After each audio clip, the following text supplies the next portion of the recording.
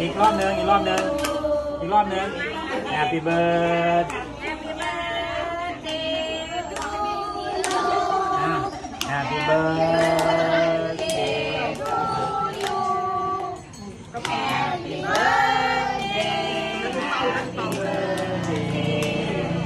Happy birthday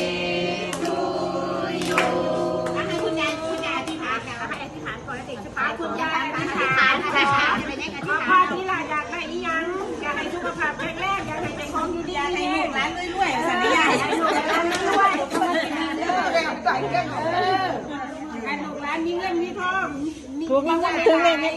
เด้อมื้อนี้อวยพรเอาเด้อว่าเด้ออวยพรยายสุขภาพแข็งแรงคือกันล่ะสุขภาพแข็งแรงตายบ่ได้เด้อ ยายเกียงอย่าห้องไห้ติล่ะ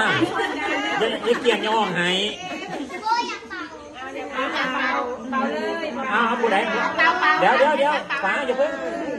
ยายเกียงเอาโบอย่าเพิ่ง